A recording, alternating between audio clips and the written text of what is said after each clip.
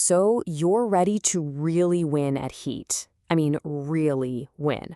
You know the rules, you're on the pace, but you're tired of just being a contender. You're ready to leave that bitter taste of second place behind for good. Yeah, that feeling, watching someone else celebrate while you're left wondering what you could have done differently. You know your way around the track, but you're ready to be the one everyone else is chasing, not the other way around. Well, you've come to the right place. In this explainer, we are going to crack open the Champions Playbook. We're going to get into the advanced thinking, the nitty-gritty strategies that will consistently put you on the top step of the podium. Okay, let's get right into it.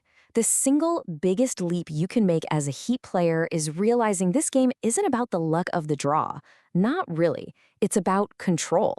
It's about managing risk and making every single decision a calculated step towards that finish line. This whole champion's mindset, it really boils down to just three key areas. First, mastering your engine. And by that, I mean how you handle heat. Second, using the garage to your advantage by picking the absolute best upgrades. And third, developing your racecraft to outplay and outthink everybody else on the track. Let's start with what is probably the most important mental shift you can make. New players see Heat cards as these annoying, hand-clogging bits of junk. But elite players, they see Heat as a resource. It's pure rocket fuel. It's the currency you spend to get a lead and keep it. Think about it.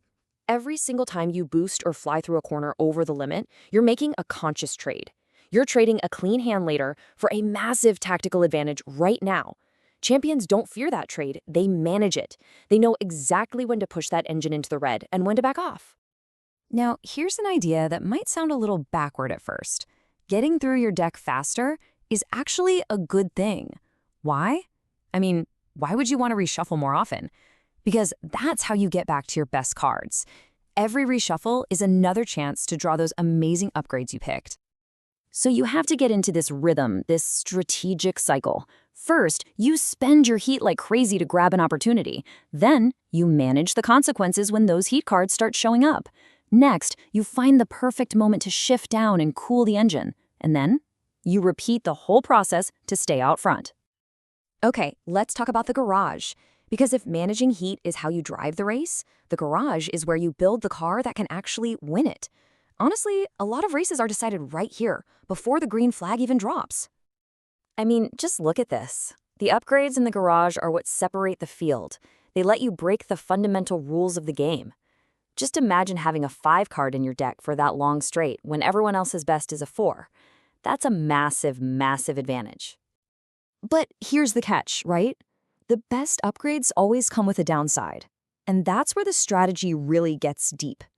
Take tires. Amazing for cooling your engine, which lets you be super aggressive. But that penalty in every corner means you have to totally change how you drive. Or wings. That +3 speed is insane, but it costs you 2 extra heat just to play it. Champions know how to get all the benefit while planning for that drawback. So when you're drafting, what are the real game changers? Tires are almost always a top-tier pick, no question. They directly enable that aggressive heat-spending strategy. Wings are practically a must-have on tracks with a ton of corners, like Italy. And you know what? Don't sleep on air intakes. That little bit of extra cooling can be an absolute lifesaver in a long, punishing race. Okay, you've got your engine management down and you've built a monster in the garage. So what's next? Well, now it's time to master the other drivers. Advanced Racecraft is all about realizing you're not just playing your own game, you're playing theirs too. Let's talk about slipstreaming. For a lot of players, it's just a lucky break, right? A happy accident. But for the best players, they don't hope for a slipstream. They engineer it. They make it happen by predicting what the driver in front of them is going to do. And that 2-space boost is huge. It saves you cards, it keeps your momentum up, it basically makes your turns way more efficient. You're getting more bang for your buck. But to get it, you have to end your turn right behind another car, which means you have to know where they're going to end up. So, how on earth do you predict someone else's move? Well, you start paying attention. You become a bit of a card counter. You start asking yourself constantly, what cards have they already played? If you saw them burn both of their 4 cards in the first lap, what does that tell you about their options on this next big street? To really read the race, you're tracking 3 main things. First, their big cards. Have they used up their force? Second, look at their heat.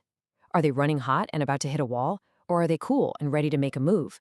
And third, you have to anticipate their line. If they're heading into a corner, you can make a really good guess at what speed they're aiming for. Do that, and you can put your car right where it needs to be.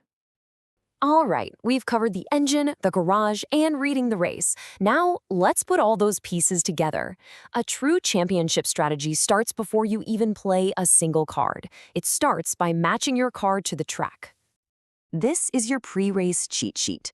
You gotta look at the circuit before you draft anything. You see a track like Italy, just loaded with corners, your brain should immediately scream wings, brakes. You see those long, beautiful straights on Great Britain? That's your cue to grab raw power. Engine, supercharger, anything that gives you speed. And if a track is known for being a real pressure cooker, generating a ton of heat, then you absolutely have to prioritize tires or air intakes, or you won't even finish. So, there it is. That's the playbook. Treat your heat like fuel, not a problem. Build your car for the specific track you're on, and always be reading the race and what your opponents are doing. That, right there, is how you go from being just another racer to being a champion.